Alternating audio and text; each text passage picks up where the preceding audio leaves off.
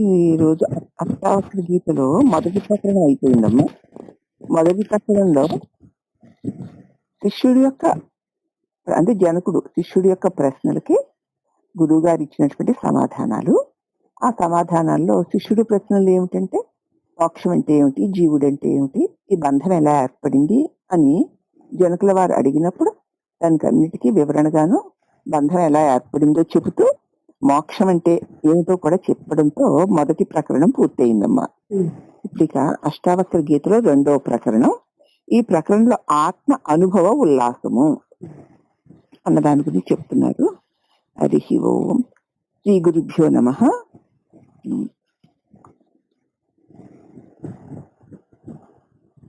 నేను దోషరహితుడను, శాంతుడను, జ్ఞాన స్వరూపుడను, ప్రకృతికి పరుడైనను, ఇంతకాలము అజ్ఞానము చేత నా నిజ స్వరూపము తెలుసుకోలేక మోసపోయాను కదా అనుకుంటున్నాడు. గురువు చెప్పిన బోధ వల్ల జనకుడు విని అనుకుంటున్నాడట అలాగని. నేను దోషరహితున్నా, నేను శాంతుణ్ణి, నేను జ్ఞానస్వరూపుణ్ణి, ఈ ప్రకృతికంతటికి పరుడై ఉన్నవాడును. ఆయనను ఇంతకాలము అజ్ఞానము చేత నా నిజస్వరూపం తెలుసుకోలేక మోసపోయాని అనుకుంటున్నాడు. అష్టావక్ర మునీంద్రుని ఉపదేశము చేత జనకునకు ఆత్మ సాక్షాత్కారము కలిగిన పిమ్మట జనకుడు తన అనుభవాన్ని ప్రకటించుతూ ఇది వరకు పూర్వము తనని బాధించిన మోహమును స్మరించుచు మిక్కిలి ఆశ్చర్యముతో దాన్నే ప్రకటిస్తున్నాడు.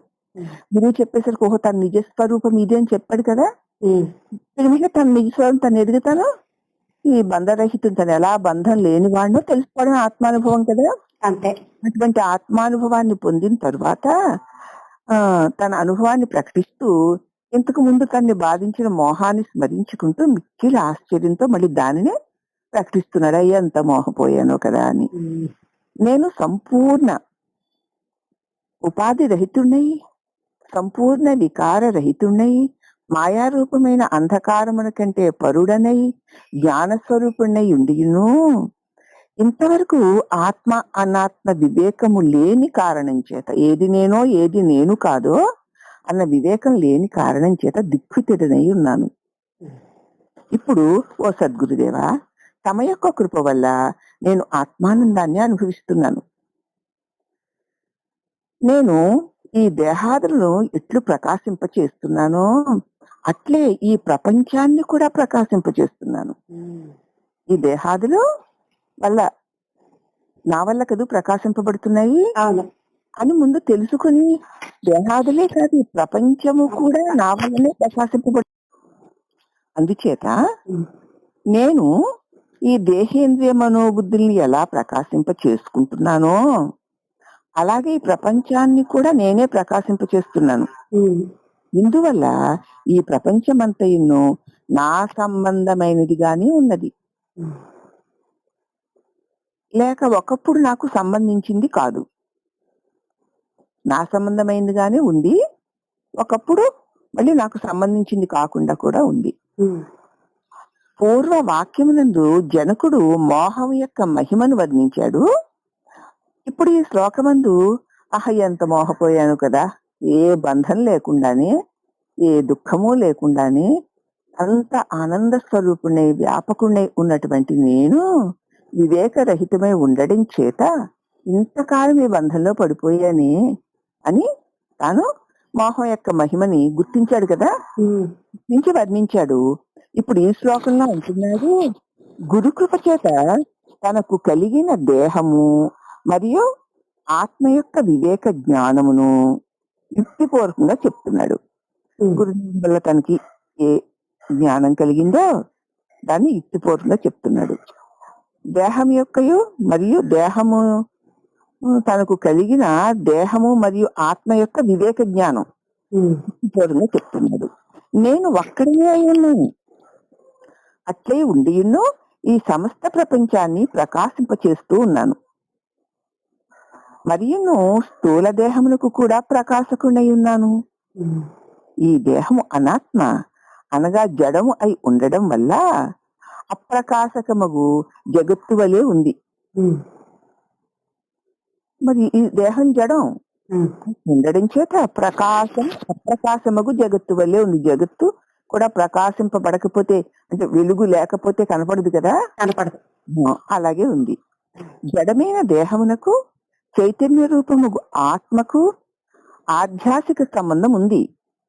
ఎందుకంటే జడమైన శరీరమును చైతన్య స్వరూపముగా ఆత్మకి అధ్యాస ఒకదానితో ఒకటి కలిసి ఉండడం చేత ఉన్న సంబంధం ఉంది. అంటే ఏమిటనమాట, కల్పితమైన తాదాత్మ్యం.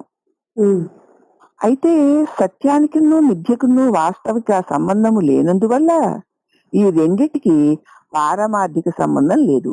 నిజం చెప్పాలంటే సత్యానికిను కల్పితానికిను, అంటే మిథ్యకును నిజంగా ఏ సంబంధము లేదు.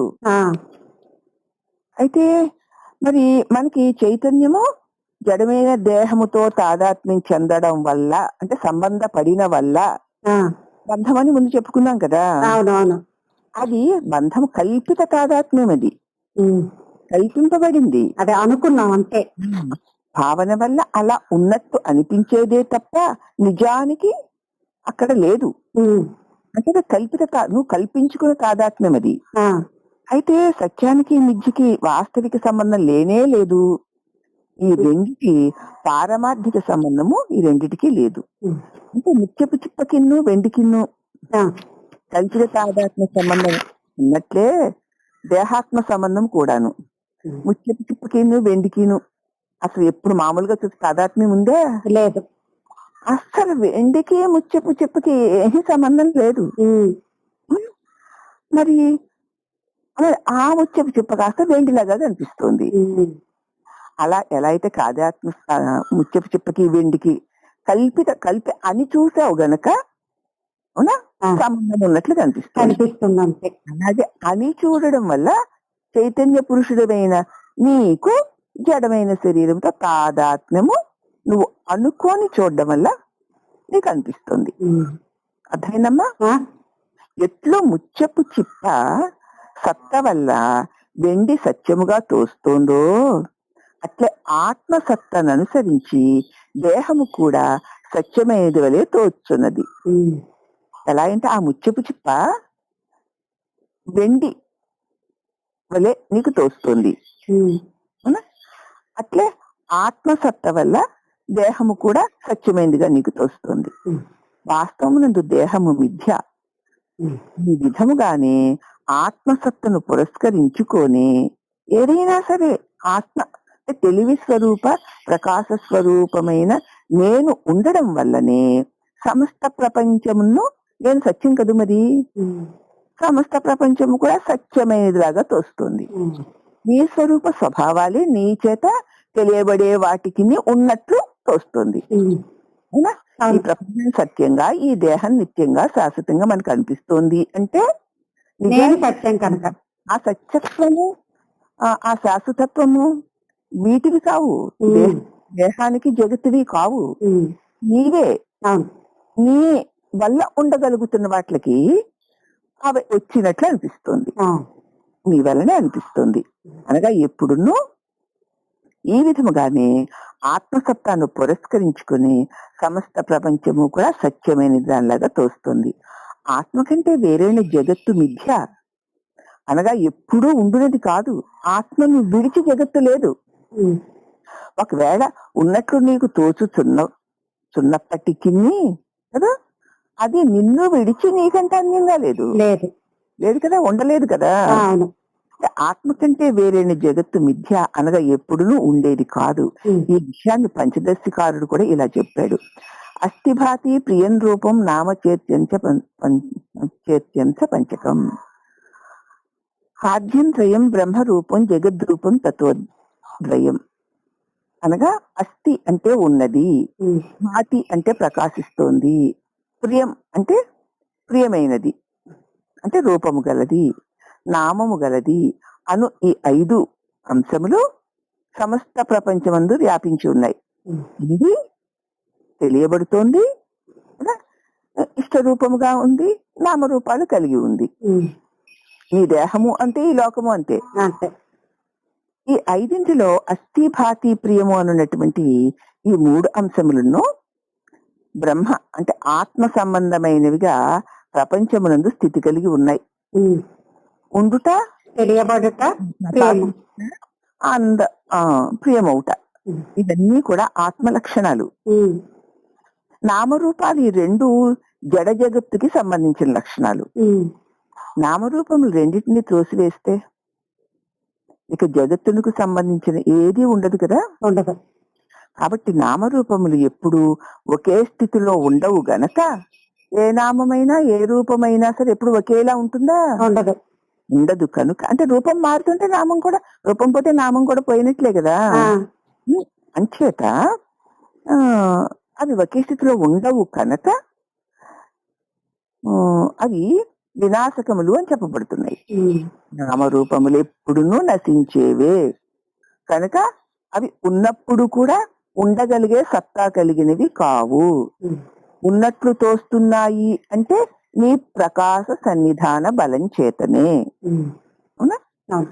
పడుతున్నాయి. అందువల్ల నామరూపములకు సంబంధించిన ఈ జగత్తు మిథ్య అని తేలిపోయింది కదా. ఆ. ఉన్నట్టుంటుందే గాని ఉండదు. ఉండదు. అది కూడా అని చూస్తేనే ఆ. అని తేలిపోయింది. ఉమ్. ఇంకా ఆత్మాంశములైనటువంటి అస్థిభాతి ప్రియముల చేత ఈ జగత్తు సత్యమైన దాని వలె తోచినను ఇక ఆత్మ అంశములు ఏమిటి? ఉండుట, ప్రకాశించుట, ప్రియమై ఉండుట. ఆ. అందుచేత ఈ జగత్తు మరి నేను ఉండడం సత్యం కాబట్టి సత్యమైంది అలాగా. నా ప్రకాశంలోనే ఉండి ప్రకాశిస్తుంది కాబట్టి ప్రకాశము కలిగింది దానిలాగా. నా ప్రియత్వమే తనదిగా కనిపిస్తోంది. ఎందుకంటే ఇనపగుండికి ఆ నిప్పు లక్షణాలని తనవిగా కనిపిస్తున్నట్లు. ఉమ్. తోచిన ఈ మూడింటిని ప్రతి ఒక్క పదార్థం నుండి వేరు చేస్తే జగత్తు సత్యమైందిగా తోచుటకు వీలు పడదు. భాతి ప్రియ లక్షణాలని విడిస్తే ఇక నామరూపాత్మకమైన జగత్తుకి ఉనికే లేదు. ఉమ్. అందువల్ల జగత్తు మూడు కాలముల యందును మిథ్యయే కదా. నిత్యం. బ్రహ్మము త్రికాలముల యందును సత్యమై ఉన్నదని తేలుచున్నదే. ఈ యుక్తి సహిత అనుభవము కలుగుటం చేసి కలగడం చేత యుక్తిపూర్వకంగా ఆయన పరిశీలించి చూసుకుంటే అటువంటి అనుభవం కలగడం వల్ల జనకుడు ఈ దృశ్య ప్రపంచమంతయును నాయందు కల్పితమనిన్ను పరమార్థ దృష్టితో చూస్తే ఈ దేహాదికి మేదియును నేను కానే కాదనిన్ను ఆకాశమందు నైల్యము అంటే నీలము రంగు, మధుస్థలముల యందు జలము అంటే ఎండమావుల్లో నీళ్లు, గొడ్రాలికి బిడ్డడు, కుందేటికి కొమ్ము, ఇవి మూడు కాలముల యందు ఎట్లు లేవో అట్లే ఈ జగత్తు కూడా త్రికాలముల యందును కూడా లేనిదే అయి ఉన్నది కదా. నేను మాయకు మాయా కార్యముకి జగత్తుకును పరమగు జ్ఞాన స్వరూపమై ఉన్నానే అని తన అనుభవాన్ని తాను తెలుసుకుంటూ అతడు చెప్తున్నాడు. అంత స్పష్టంగా, అతి స్పష్టంగా ఇవన్నీ ఇంతకు ముందు సత్యాలు అనిపించినవన్నీ అన్నీ కూడా వాటి భావన కల్పితాలే, ఊహా నిర్మితాలే, నన్ను విడిచి ఏవీ లేవు అని ఆహా ఎంత స్పష్టంగా జ్ఞానస్వరూపుడైన నా పరమజ్ఞానమునందే కదా ఈ మాయాకార్యముకు జగత్తు, నేను జ్ఞానస్వరూపుడై ఉన్నానే అని చెప్పాను. ఆయన చెప్తున్నాడు అనమాట జనకుడు తన అనుభవాన్ని. ఇందులో ఒకటి అధ్యాసనము అనగా భ్రాంతి చేత అది కాని దానిని అది అని తలంచుట, వెండి కాని దానిని వెండని తలంచడం. అధ్యాసికము అనగా అధ్యాస చేత కలిగిన సంబంధము తత్వజ్ఞానము చేత నశిస్తుందే గాని సత్యము కాకుండుట. ఎప్పుడైతే ఈ అధ్యాస వల్ల కలిగిన సంబంధం దాని నిజస్వరూపాన్ని తెలుసుకునేసరికి పోతుంది కనుక సత్యం కాదు. ఇది వెండేనా అని పరిశీలించి చూస్తే కాదు అని తెలిపోయింది కదా. పరిశీలించినంతసేపు వెండిగానే ఉంది కదా. వెండిగా ఉండుట అధ్యాస, పరిశీలించి చూస్తే అది వెండి అని తెలుసుకోవడం అధ్యాసికము అని అంటారనమాట. ఈ ఒక్క ఈ స్థూల శరీరముల కంటే కాక స్వప్న అవస్థ యందు సూక్ష్మ శరీరము కంటేను ఇప్పుడు ఈ స్థూల శరీరము కంటేనే కాకుండా స్వప్నావస్థలో ఉన్న సూక్ష్మ శరీరము కంటేను సుషుప్తి అవస్థ యందు ఉండు కారణం శరీరము కంటే కూడా ఆత్మ విలక్షణమైనదని విమర్శనాపూర్వక అనుభవంగా చెప్పుచున్నాడు. తను చక్కగా విమర్శించి చూస్తే స్థూల సూక్ష్మ కారణ శరీరాలు మూడింటికి నేను విలక్షణమై ఉన్నాను అన్న అనుభవంతో విమర్శించి చూసి తన అనుభవపూర్వకంగా చెప్తున్నాడు జనకుడు. ఇంకా అంటున్నాడు, లింగ శరీరము మరియు కారణ శరీర సహితమైన సంపూర్ణ ప్రపంచమును విచారించి చూడడం వల్ల ఆచార్యుల యొక్క ఎన్నో శాస్త్రముల యొక్క ఎన్నో ఉపదేశం వలనను చమత్కారము వలనను ఆత్మ కంటే వేరైనటువంటిది ఆత్మసత్త కంటే శూన్యమైనటువంటి ఆత్మసత్తను పురస్కరించుకొని సత్యమైన దాని వలె తోచుతున్నటువంటి ఈ జగత్తుని నేను మిథ్యగా తెలుసుకొని పరిత్యజించి జ్ఞానరూపముగున ఆత్మను అవలోకించుచున్నాను. ఎంత ధీమాగా చెప్పాడు చూడు తల్లి. లింగ శరీరము అంటే మరియు ఈ కారణ శరీర సహితమైన సంపూర్ణ ప్రపంచాన్ని నేను శరీర కారణంగా అజ్ఞాన కారణమే కదా, ఆ కారణం వల్ల ఉంటున్నట్టు సంపూర్ణమైన నాతో తెలియబడే సంపూర్ణమైన ప్రపంచమును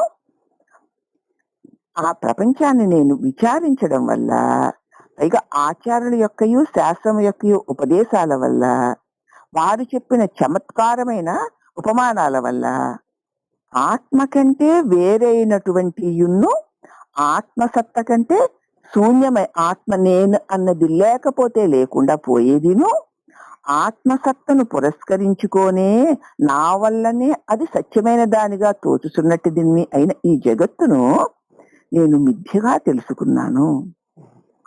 తెలుసుకొని పరిత్యజించి, మిథ్య అంటే లేనిదే కదా ఉన్నట్టు అలా కనపడుతుంది అంతే, అని పరిత్యజించి జ్ఞాన స్వరూపముగు నా ఆత్మను నేను అవలోకిస్తూ నన్ను ఆ దివ్య ప్రకాశమైన నన్ను నేనే చూసుకుంటున్నాను.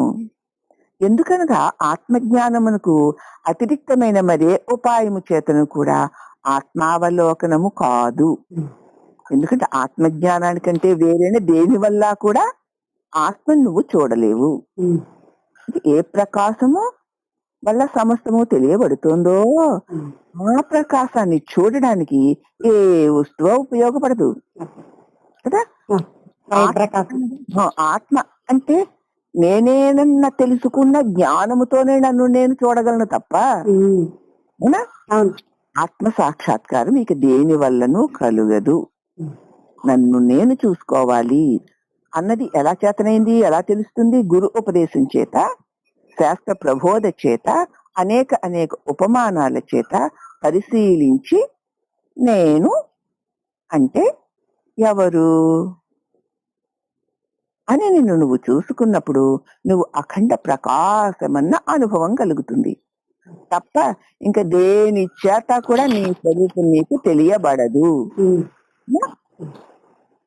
కాబట్టి ఆత్మావలోకనికి దేని వల్ల కూడా చెయ్యలేవు. ఆత్మ సాక్షాత్కారము కలగమన్నా కలుగదు. ఉపాదాన కారణమైన జలము కంటే అలలు, నురుగు, బుడగలు ఎట్లు వేరు కావో, నీరు ఉపాదాన కారణం ఆధారమై ఉంది. దాన్ని విడిచి జలములో అలలు, నురుగులు, బుడగలు విడిచి ఎలాగ వేరుగా లేవో అట్లే ఈ విశ్వ ఉపాదాన కారణమైన ఆత్మ అంటే నేను, నాకంటే ప్రపంచము వేరుగా లేదు. నేనంటే నీరు అన్నమాట. ప్రపంచము అలలు, బుడగలు, నురుగులు లాంటివి. నీటిని విడిచి అవి లేనట్లు చైతన్య స్వరూపం నన్ను విడిచి నా చేత తెలియబడేవేవీ లేవు. ఉన్నా అవి నాయందు ఉన్నట్టు తోచుతున్నవే తప్ప అవి స్వయంగా ఉండగలిగినవి కావు. ఏ విధముగా తరంగ బుద్బుదాదుల యందు జలము అనుగతమై ఉన్నదో, అది తరంగముగా ఉన్నా బుడగగా ఉన్నా నీటితో నిండే ఉండది, వీడి లేదో అట్లే శుద్ధ చైతన్యమును సంపూర్ణ విశ్వమునందు అనుగతమై ఉన్నది. విశ్వమంతా కూడా సంపూర్ణ శుద్ధ చైతన్యమునందే అనుగతమై ఉన్నది. కల్పిత సత్వము తనకు అధిష్టానమైన రజ్జువు కంటే భిన్నము కాక రజ్జు రూపమే అయి ఉన్నట్లు అట్లా కల్పించబడినటువంటి సర్పము తనకు ఆధారమైన తాడును విడిచి లేదు కదా లేదు. అన్నట్లు ఈ కల్పితమైన జగత్తు కూడా అధిష్టానభూతమగు చైతన్య స్వరూపముల కంటే వేరు కాదు. విడిచి లేదుగా, లేదు. ఉన్నట్టు తోచుచున్నప్పుడు కూడా అది చైతన్యమే అయ్యింది. అంచేత నా చైతన్యాన్ని విడిచి ఏదీ లేదు, తోచుట అన్నది భ్రాంతి వల్ల అంతే అని తెలుసుకో. ఈ జగత్తు అన్నది తాడు పాము అన్నది ఉపమానమే, దాన్ని వదిలేసి తెలివి స్వరూపమైన నీ ఏది ఇది అని తోచిందో అదంతా కూడా తాటి యందు పాము వంటిదే. అంటే నన్ను విడిచి లేనిది, ఉన్నప్పుడు కూడా నా యందు ఉండదు అని తెలుసుకోవాలి. కాబట్టి స్థూల దృష్టికి నూలు కంటే వస్తువు వేరైనట్లు తోచినను విచారణ దృష్టితో చూస్తే, మామూలుగా చూస్తే వస్త్రం కనపడుతుంది అంతే, అక్కడ నూలు కనపడుతుందా మనకి? కనిపించదు.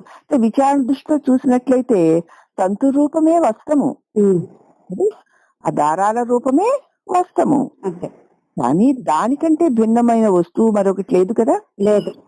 అక్కడ ఎక్కడ ముట్టుకో వస్త్రం నిండా నూలే, నూలుని విడిచి వస్త్రము లేదు కదా. కానీ వస్త్రాకారం ధరించేసరికి నూలు నీకు కనపడదు, కానీ నూలుని విడిచి అది లేదు.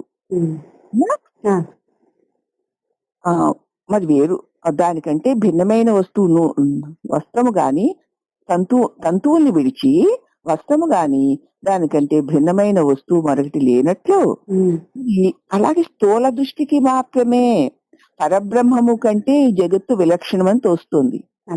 విచారణ చేయకపోవడం వల్ల వస్త్రమే తోస్తూ ఉంటుంది, అది స్థూల దృష్టి. వస్త్రమా ఇది, దీని స్వరూప స్వభావాలు ఏమిటని పట్టి చూస్తే నిండా నూలే, నూలుని విడిస్తే వస్త్రం లేదు, వస్త్రమంతా నూలే వస్త్రాకారంలో ఉంది. విచారణ చేసిన వాడికి తెలుస్తుంది. అలాగునే మరి పరబ్రహ్మము కంటే ఈ జగత్తు విలక్షణమైనదని తోస్తుంది స్థూలంగా చూస్తే, స్థూల దృష్టికి మాత్రమే.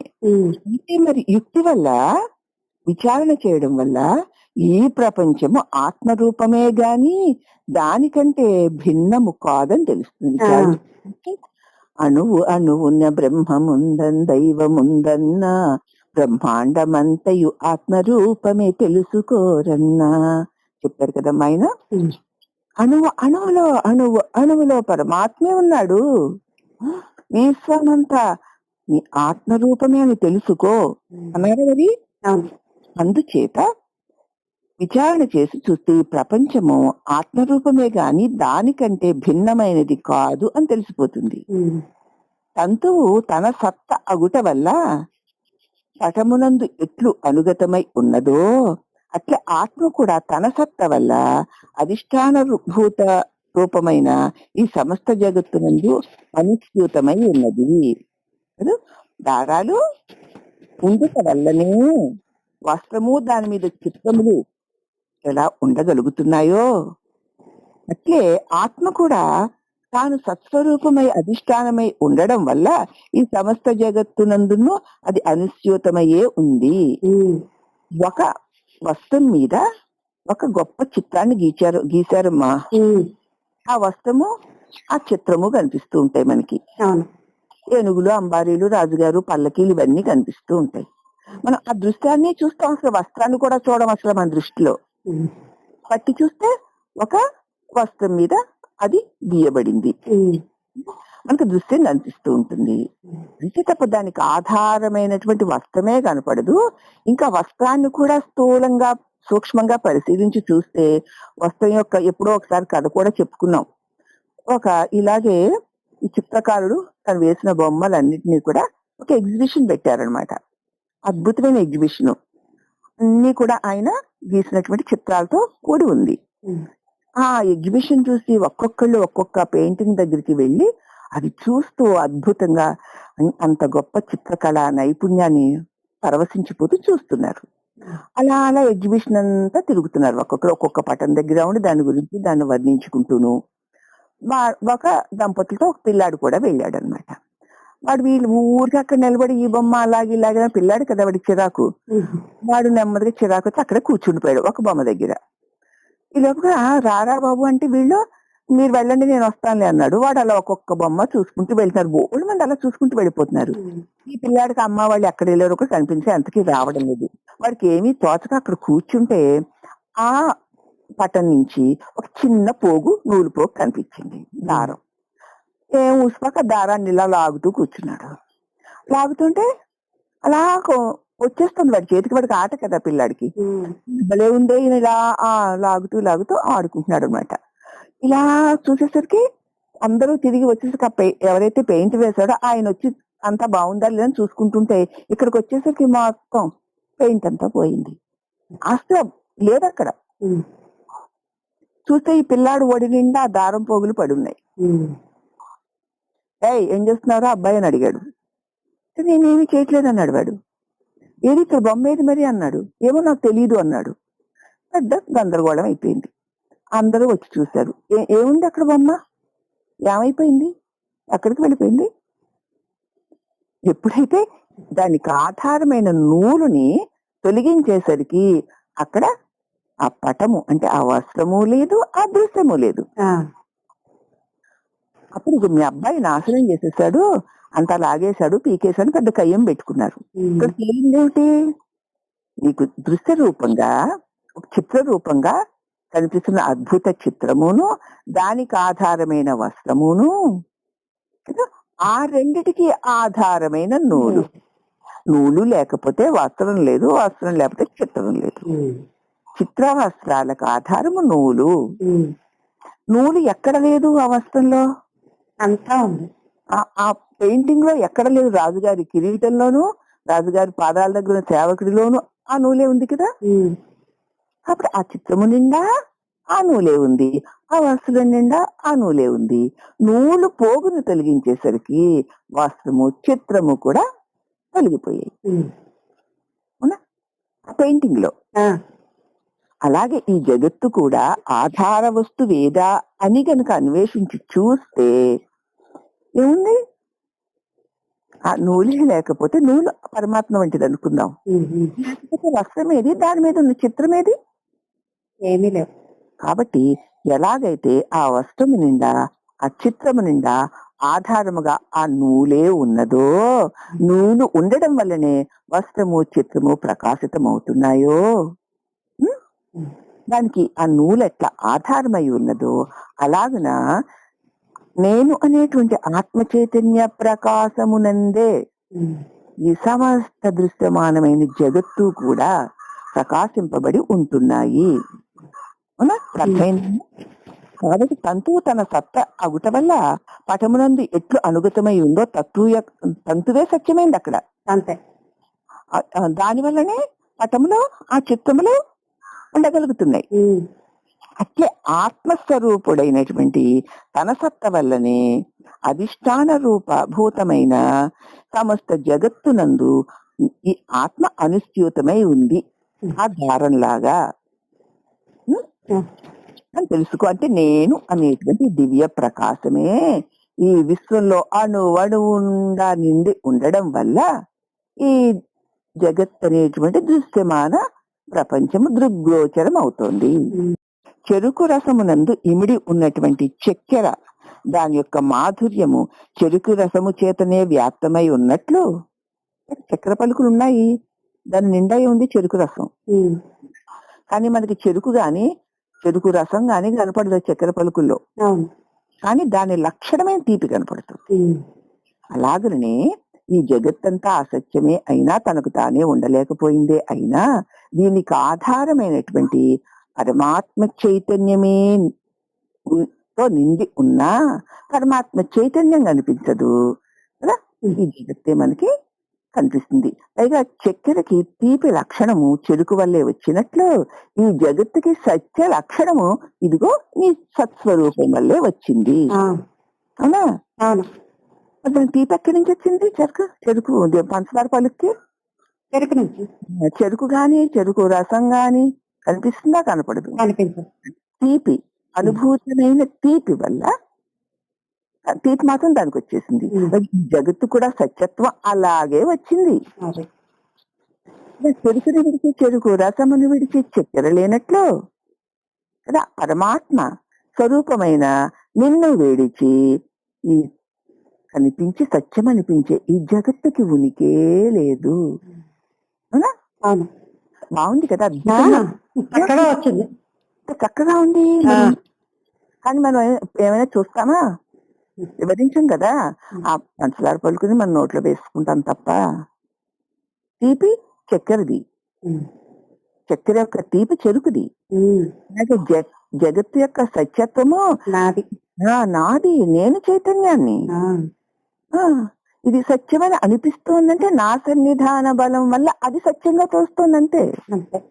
అది తోచితే గాని సత్యం కాదు. ఉమ్, అది కలిగి తొలుగుతోంది. ఉమ్, నేను ఎప్పుడు కలిగి తొలగడం లేదు. సత్యాన్ని నేనే సత్యమని తోచే ఈ జగత్తుకి ఆధారము నేనే. ఉమ్, నేను లేకపోతే జగత్తుకి సత్యత్వమే లేదు. పోనీ సత్యముగా ఉంటోందా అంటే అది కలిగి తొలగిపోతుంది. ఉమ్, కనుక అది సత్యమైనది కానే కాదు. నేనే ఎప్పుడు సత్యస్వరూపమై ఉన్నాను. ఉన్నప్పుడు జగత్తు ఉంది అన్నప్పుడు నన్ను వేడి లేదు అని దీని సారాంశం తల్లి. ఉమ్, అందుచేత మరి చెరుకు యొక్క రసము ఇమిడి ఉన్న చక్కెర దాని యొక్క మాధుర్యము చెరుకు రసం చేత వ్యాప్తమై ఉన్నట్లు నిత్యానంద స్వరూపుడినైన నాయందు కల్పితమైన ఈ ప్రపంచము నా చేతనే వెలుపల లోపల అంతటా వ్యాపించి ఉన్నది. ఉమ్, అందువల్ల ఈ జగత్తు ఆత్మస్వరూపమై ఉంది, నా స్వరూపమే. అవునా? చెరుకు స్వరూపమే కదా చక్కెర. ఆ, ఉమ్. నేనే అంతా. జనకుడు ఇంకా తన అనుభవాన్ని ఇలా చెప్తున్నాడు. ఉమ్, ఇది తాడు అనే జ్ఞానము కలగనప్పుడు భ్రాంతి వల్ల దాని యందు సత్వమే ప్రతీయమానం అవుతోంది కదా. ఉమ్, ఆ భ్రాంతి తొలగి రజ్జు జ్ఞానము కలిగితే మరి సత్వము తోచదు కదా. తోచదు. అట్లే ఆత్మస్వరూప అజ్ఞానము వల్ల అంటే నా స్వరూపం గురించి జ్ఞానం నాకు లేకపోవడం చేత జగత్తు తోస్తోంది. ఉమ్, తాడు జ్ఞానం లేకపోవడం వల్ల పాము తోచినట్లు ఉమ్, ఆత్మస్వరూపమైన ప్రకాశమానైన నా నిజస్వరూప జ్ఞానం లేకపోవడం వల్ల ఈ జగత్తు తోస్తోంది. ఆత్మస్వరూప జ్ఞానము కలిగితే జగత్తు లేనే లేదు. అంతే. అంటే అక్కడ తాడు పాము అన్నవి జడమైన ఆ, ఉపమానాలమ్మా. ఆ, ఆ, ఇక్కడ అక్కడ తాడు జడం, కానీ ఉమ్, ఇక్కడ నేనన్న ఆత్మ చైతన్యం జడం కాదు అవును. కదా. ఆ ఉపమానాన్ని పట్టుకొని మరి తాడులాగా నువ్వు జడం అనుకోకు. కాదు కాదు. నేను చైతన్యాన్ని, నా సంధాన బలము వల్లనే ఈ జగత్తు చూస్తోంది. ఆత్మస్వరూప జ్ఞానం గనక కలిగితే అసలు జగత్తే లేదు. తాడు స్వరూపం తెలిస్తే పామే లేనట్లు ప్రకాశ స్వరూపమైన నేను ప్రకాశ స్వరూపానన్న జ్ఞానం నీకు తెలిస్తే జగత్తే ఉండదు. కల్పించుకోగా. తాడని తెలిసాక దాన్ని పాము కల్పించుకుంటావా? లేదు. అలాగే నీ స్వరూపం నీకు తెలిసిన తర్వాత కల్పనలు ఉండవు. ఉమ్, జగత్తు కల్పనే గనక కల్పన లేకపోతే జగత్తు కూడా ఉండదు. ఉమ్, అమ్మా, ఆ, జగత్తు లేనే లేదు అనగా ప్రబోధము వల్ల స్వరూప జ్ఞానము కలిగిన తోడని దీనికే యుగాలు పట్టక్కర్లేదు. అవును. సత్య ప్రబోధం కలిగి విని బుద్ధి వరకు తెలుసుకోవడం కాకుండా సత్య ప్రబోధమే గనక వల్ల స్వరూప జ్ఞానం కలిగిన తోడని ప్రపంచము మిథ్య అయిపోతుంది. కాకాక్షి న్యాయము ఇచ్చట అనుసంధేయము చేత కాకాక్షి అంటే కాకి యొక్క కన్ను, అది ఎటుపక్క తిరిగి చూస్తే ఒకవైపుకే చూస్తుంది. అది ఉమ్, రెండో పక్క దానికి కనపడదు. ఆ, రేపు బహిర్ముఖమై ఈ జగత్తునే సత్యమని చూసేటువంటి కాకాక్షి, ఆ, కాకి కన్ను కదా. రెండో పక్క అసలు స్వరూపం అది చూడలేకపోతుంది. అంటే దానికి రెండో పక్కనే ఉందో తెలియడం లేదు. ఉమ్, అది ఆ న్యాయము చేత బహిర్ముఖ దృష్టితో చూస్తూ ఉండడం వల్ల ఇదే సత్యం అనిపిస్తుందే గాని ఎప్పుడైతే నిన్ను నువ్వు చూసుకుంటావో అప్పుడు ఇదంతా అసత్యమని నీకు తెలిసిపోతుంది అంటూ ప్రకాశమే నా యొక్క నిజ స్వరూపము. ప్రకాశమున కంటే నేను అతిరిక్తులను అంటే వేరు కాదు. ఈ జగత్తు నా వల్లనే ప్రకాశింప చేయబడుతున్నది. నేనని అంటేనే కదా అన్ని తెలిసేది. అంతే. నేనుంటేనే కదా ఏదైనా ఉండేది. కాబట్టి నా వల్లనే ఈ జగత్తు ప్రకాశింపబడుతోంది. ఆత్మస్వరూపము ప్రశ్న. ఆత్మస్వరూపము అజ్ఞానము చేత ఆవరింపబడి ఉన్నంత వరకు ఆత్మకు ప్రకాశము కలుగదు కదా. ఆవరింపబడి ఉన్నంతసేపు కలగదు కదా. ఆత్మకే ప్రకాశము లేనప్పుడు దానిని ఆధారపడి ఉన్న జగత్తుకి ఎట్లు ప్రకాశము కలుగుతుంది? ఆత్మస్వరూపము అజ్ఞానము చేత కప్పి ఉందనుకో, ఉన్నంత వరకు ఆత్మకి ప్రకాశము కలుగదు కదా. ఆత్మ ప్రకాశం తెలియబడదు కదా. తెలియబడదు. మరి ఆత్మకే ప్రకాశం లేనప్పుడు అంటే తెలియబడనప్పుడు దానిని ఆధారము చేసుకున్న ఈ జగత్తుకి ఎట్లు ప్రకాశము కలుగుతుంది అంటే, నాకు ఏ ప్రకారము అనగా నిత్య జ్ఞానము గలదో అది నా యొక్క స్వాభావిక స్వరూపమై ఉన్నది.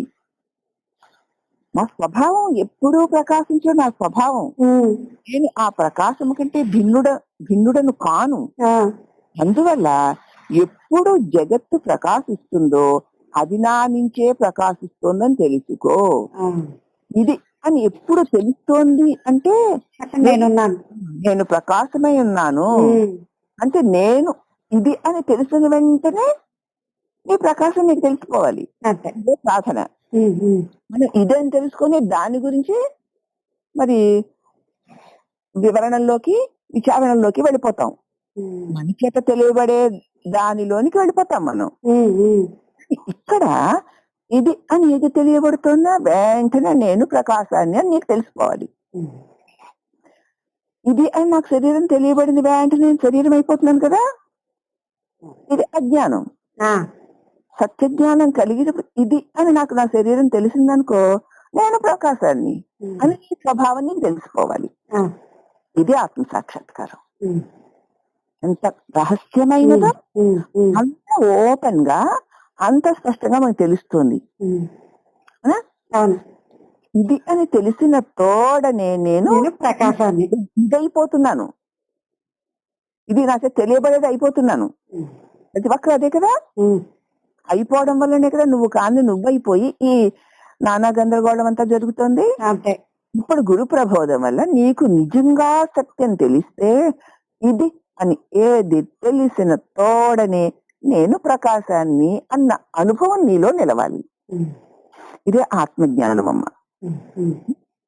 ఈ మొక్కతో అసలు మాట్లాడాలనే లేదు నాకు. ఇంకేముంది? ఏది ఇది ఇది అన్నావా అంటే నువ్వు ప్రకాశానివి. అంతే. నేనున్నాను అంతే. నేనున్నాను ఎంత బరువు ఊడిపోయింది చూడు. అందుచేత ఆత్మస్వరూప అజ్ఞానం కలగదు అంటే నాకు ఏ ప్రకారముగా అనగా నిత్య జ్ఞానము ఉన్నదో అది నా యొక్క స్వాభావికమే అయి ఉన్నది. నేను ఆ ప్రకాశం కంటే భిన్నుడను కాను. అందువల్ల ఎప్పుడు జగత్తు ఇది అని ప్రకాశిస్తుందో అది నా నుంచే ప్రకాశిస్తోందని తెలుసుకో. ప్రశ్న. జ్ఞానము అజ్ఞానము ఈ రెండు చీకటి వెలుతుల వలె పరస్పర విరుద్ధములై ఉన్నందువల్ల స్వరూప భూత చేతన ప్రకాశము దగ్గర అజ్ఞానం ఎట్లు నిలవగలదు? అజ్ఞానము జ్ఞానము పరస్పరము రెండు చీకటి వెలుతురులాగా ఉన్నాయి, పరస్పర విరుద్ధమై ఉన్నాయి. అందువల్ల స్వరూపభూత చేతన ప్రకాశము దగ్గరికి అజ్ఞానం ఎలా వెళ్ళగలదు? వెళ్ళదు కదా. చైతన్యము ప్రకాశం కదా, అక్కడికి చీకటి ఎలా ఉంటుంది? అనగా జగత్తు ఆత్మ ప్రకాశము చేత ప్రకాశింప వీలు లేదని భావము. అసలు అక్కడ రూపమే ఉండదు. ఉంటుందా? మరి ఉండదు. ఇంకా అసలు ఈ జగత్తు ఆత్మ ప్రకాశం చేత ఏమీ ప్రకాశింప వీలు లేదు కదా. మరి లేదు కదా. ఇక వెలిగింది అంటే అజ్ఞానభూత రూపములేవి ఉండవు కదా, వీరు లేదని భావము. ఇది ప్రశ్న అన్నమాట. అయితే దానికి ఉత్తరము సామాన్య చైతన్యమనీను విశేష చైతన్యమనీను చైతన్యానికి రెండు విధాలు నాయన. సామాన్య చైతన్యము, విశేష చైతన్యము. సామాన్య చైతన్యము అజ్ఞానమునకు సాధకము, విశేష చైతన్యము అజ్ఞానమునకు బాధకము. సామాన్యం మనందరికీ ఉన్న తెలివి సామాన్య చైతన్యం. ఆ తెలివిలో అనేక అజ్ఞాన భావాలన్నీ చేరి ఉన్న తెలివది. అంచేత సామాన్య చైతన్యం అజ్ఞానానికి సాధనం. నీలో ఉన్న అజ్ఞానాన్ని ఇది పోషిస్తూ ఉంటుంది. లేచిన నేనున్న తెలివి దీన్ని సామాన్య చైతన్యము అంటారు. విశేష చైతన్యము అజ్ఞానానికి బాధకం. విశేష చైతన్యం అంటే నీ స్వరూపము తెలివి, అక్కడ అజ్ఞానం ఉండదు. ఎప్పుడైతే మరి సామాన్య చైతన్యము అంటే ఈ అజ్ఞాన భావనలతో కూడిన తెలివి, ఈ లేచిన నేను మేననుకునే తెలివి చైతన్యమే అయినా అది సామాన్యమైన అజ్ఞాన మలినమైన చైతన్యం. అది అజ్ఞానానికి సాధన. అక్కడ చైతన్యమే మళ్ళీను తెలివే అయినా అది అజ్ఞానానికి మరి జీవాన్ని ఇస్తుంది కదా, సాధకము. అంటే అసలు ఏమిటి నేనన్న తెలివి అన్న విశేష చైతన్యము జ్ఞానము అజ్ఞానానికి బాధకం. ఎప్పుడైతే ఈ ఈ నేనన్న సామాన్య చైతన్యానికి తెలివికి ఆధారం ఏది అని చూస్తే అది విశేష చైతన్యం. ఆ నిజస్వరూపం తెలిసిన తోడనే అజ్ఞానం తొలగిపోయింది. అజ్ఞానానికి అది బాధకం. అర్థమైందమ్మా? అతి క్లియర్ గా తెలియాలి ఇవి రెండు. ఇప్పటి మన తెలివి సామాన్య చైతన్యము అంటే నేనెవరా అని మూలంలోకి వెళ్తే అది విశేష చైతన్యం. అజ్ఞాన చైతన్యం అంటే ఏమిటనమాట? ఏది నేను కాదు అది నేను అనుకునే భావాలతో ఈ తెలివి చేరింది చైతన్యం. అనడం వల్ల చైతన్య సన్నిధాన బలం వల్లనే ఈ చేరినవన్నీ సత్యాలుగా తోస్తూ ఉన్నాయి. ఇది అజ్ఞాన చైతన్యం. ఎప్పుడైతే ఈ చైతన్యానికి ఆధారమైంది ఏదని చూస్తే అది విశేష చైతన్యం. ఎప్పుడైతే దానిని నువ్వు తెలుసుకున్నావో ఇక ఈ అజ్ఞానం అన్నది బాధకమైపోతుంది. అది అజ్ఞాన భావాలతో కూడలేదు. నేను అని ప్రత్యేకంగా ఒక భావనతో కూడింది అజ్ఞానంతో కూడిన చైతన్యం.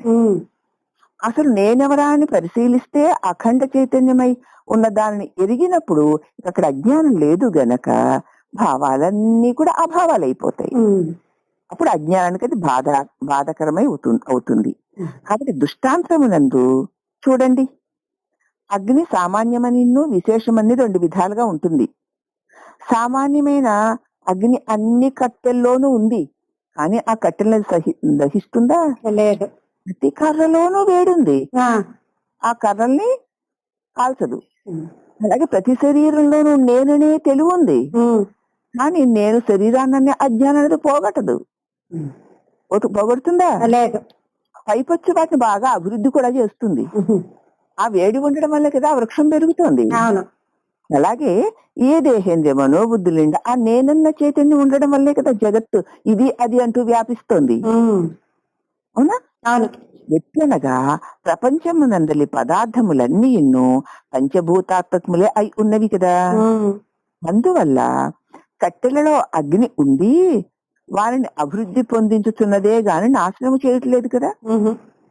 అలాగే ఈ దేహంలో నేననే తెలివి ఉండి ఇక ఈ దేహాన్ని ఈ జగత్తుని పోషిస్తోందే తప్ప నశింపచేస్తోందా? ఉంది మన అక్కడ తెలివి. ఆ తెలివి పోషిస్తోంది సామాన్య చైతన్యం. అయితే ఆ కట్టెలు ఒకటికొకటి రాపాడిస్తే దాని అందు ఉత్పన్నమై ఉన్న అగ్ని ఆ కట్టెల్ని కాల్చేస్తుంది. అదే కట్టెలు రెండు కట్టె ముక్కలు పట్టుకొని ఒకదాన్ని పామేసరికి వాటిలో ఉన్న నిప్పు వాటిని కాల్చేస్తుంది. ఎందువల్లనంటే దానికి అది విరోధి అయి ఉన్నది. అదే విశేషాగ్ని. దాని యందు ఉండి దాన్ని పోషిస్తూ ఉన్నప్పుడు అది సామాన్య అంటే దాన్ని పోషిస్తూ రక్షకుడుగా ఉంది. ఎప్పుడైతే ఒకదాంతో ఒకటి రాపాడిస్తే దానిలో ఉన్న విశేష అగ్ని అంటే సూక్ష్మంగా ఉన్న అగ్ని ఏమవుతుంది, ఆ కర్రలను కాల్చేస్తుంది. అది బాధాకరమైపోయింది. అట్లే సామాన్య చైతన్యం ఎందువల్లనంటే అది విరోధయింది, అది విశేష అగ్ని అంటే. అట్లే సామాన్య చైతన్యము సర్వత్రా వ్యాపకమైనదై అజ్ఞానమునకు సాధకమయ్యే ఉంది. ఆ కర్ర మరి చెట్టు నిండా ఉంది, కర్ర నిండా ఉంది ఆ నిప్పు. కానీ ఎంత పెద్ద చెట్టునైనా ఆ నిప్పు కాల్చడం లేదు కదా. అలాగుననే ఇప్పుడు మనకున్న తెలివి సామాన్య చైతన్యము సర్వత్రా వ్యాపకమైనదై అజ్ఞానమునకు చక్కగా సాధకమయ్యే ఉంది. అంతటా ఉంది, అజ్ఞానాన్ని బాగా పోషిస్తుంది. అదే తెలివి చూడు, దేనిలో ప్రవేశపెడితే పోషిస్తుంది. కానీ ఆత్మాకార వృత్తి అవచ్ఛిన్న విశేష చైతన్య అజ్ఞానమునకు బాధాకరమై ఉన్నది. ఆత్మాకార వృత్తికి, ఆత్మ అనేటువంటి దానికి అవచ్ఛిన్న విశేష చైతన్య అజ్ఞానమునకు బాధాకరమైంది. విశేష చైతన్యం దీని మూలం ఏమిటా అని చూసినప్పుడు ఏదైతే ఆ కర్రలో ఉన్నటువంటి నిప్పు కర్రని పోషిస్తూ ఉన్నా అదే నిప్పు మరొక కర్రతో రాపాడించినప్పుడు ఆ కర్రల్ని కాల్చేస్తున్నట్లు ఈ అవచ్ఛిన్న చైతన్యం అంటే ఈ నేను అనేటువంటి సామాన్య చైతన్యము ఈ జడమైన వాటితో చేరినప్పుడు వీటిని పోషిస్తుంది.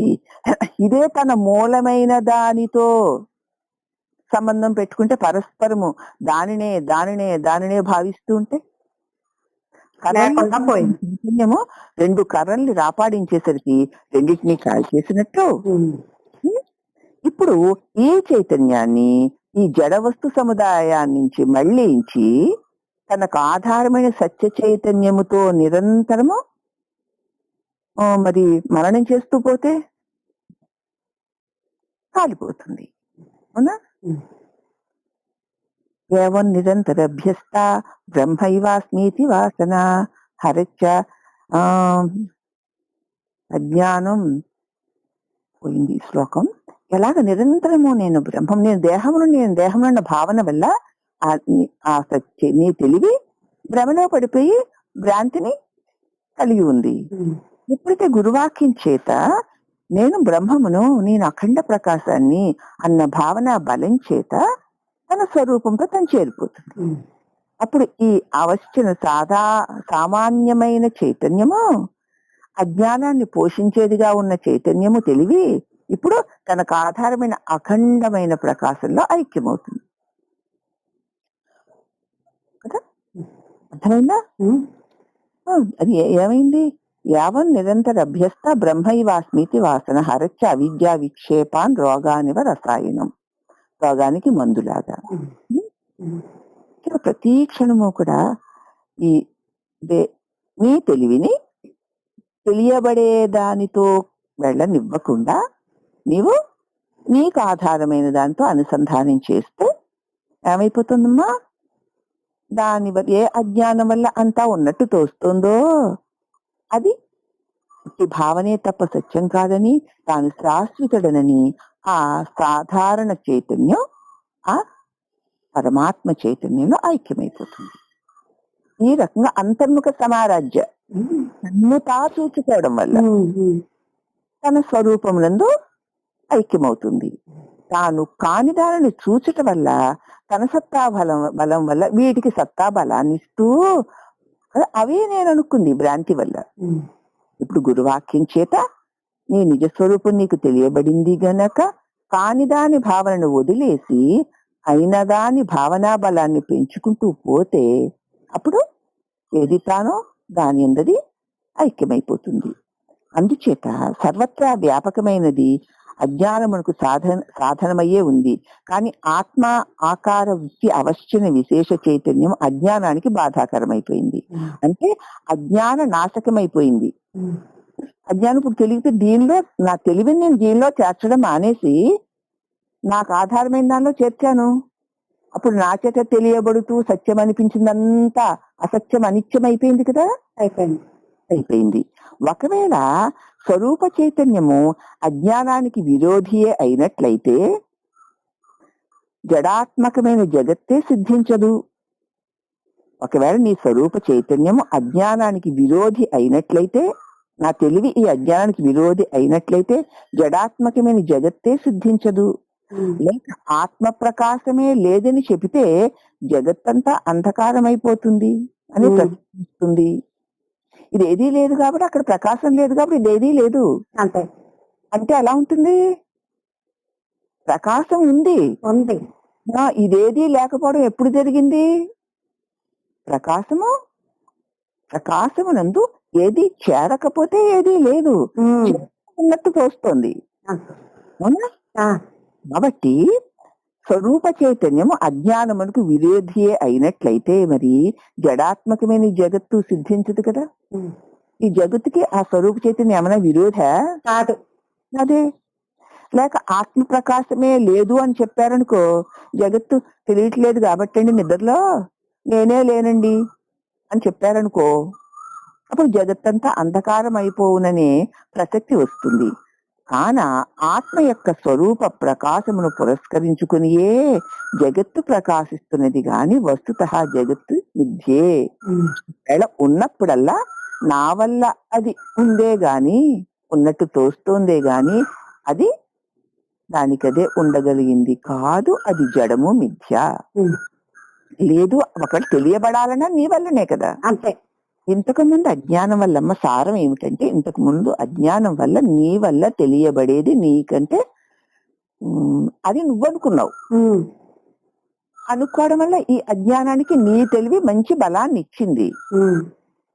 ఇప్పుడు నువ్వు నేను అనుకుంటున్నానో అది నేను కాను, నేను ఇంతకాలము అనుకుంటున్న దానికి నేనే ఆధారమై ఉన్నాను. నేను లేకపోతే అది ఉండలేదు, కానీ అది లేకపోయినా నేను ఉండగలవాడను, నేను స్వయం ప్రకాశ స్వరూపుడును అన్న జ్ఞానం నీకు కలిగిందనుకో, అప్పుడు ఏముంటుంది? జగత్తంతా పోతుంది, లేకుండా పోతుంది అనుకోకు. మళ్ళీ అంతా ఉంటుంది, కానీ అది నా వల్ల ఉన్నదే గాని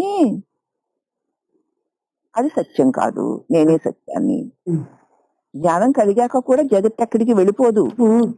నానా రకాల మార్పులు చెందుతూ అలాగా దృశ్యం ఉంటూనే ఉంటుంది. జగత్తు పట్ల ఇక అదే సత్యం శాశ్వతం అన్న అజ్ఞాన భావన తొలగిపోతుంది. అది నిన్నటి దీంట్లో చాలా వివరంగా వచ్చేసింది, చిత్తవృత్తి నిరోధకం చాలా వచ్చేసింది కదా. చాలా. అందుచేత ఒకవేళ స్వరూప చైతన్యము అజ్ఞానమునకు విరోధి అయినట్లయితే జడాత్మకైన జగత్తే ఉండదు కదా. మరి ఉంది కదా ఇప్పుడు మనకి, ఉంది. కానీ ఇంతకు ముందు అది నేననుకున్న భ్రమ కలిగి ఉంది, నా వల్ల అది ఉంది అన్న జ్ఞానంతో ఉంది కదా. అందుచేత జగత్తంతా ఆత్మ ప్రకాశమే లేదన్నామంటే జగత్తంతా అంధకారం అయిపోతుంది అని అనుకోవచ్చు. కనుక ఆత్మ యొక్క స్వరూప ప్రకాశాన్ని పురస్కరించుకొని జగత్తు ప్రకాశిస్తుంది గాని వస్తుతః అది మిథ్యయే అని చెప్పడమే జ్ఞానం. నేను అంటే అది అని ఏది తెలుస్తోనా, ఇది అని ఏది తెలుస్తోనా కదా, నేను ప్రకాశాన్ని అని మనం ఎరిగి ఉండడమే. తెలియబడే దానితో కలియబడక ఇది ఉంది అనేసరికి నేను ప్రకాశమై ఉన్నాను అన్న అనుభవం మనకు కలగాలి అని చెప్పుకున్నామమ్మా. అని చెప్పి మళ్ళీ మిగతాది రేపు చెప్పుకుందామా? అలాగే. హరి ఓం నమః.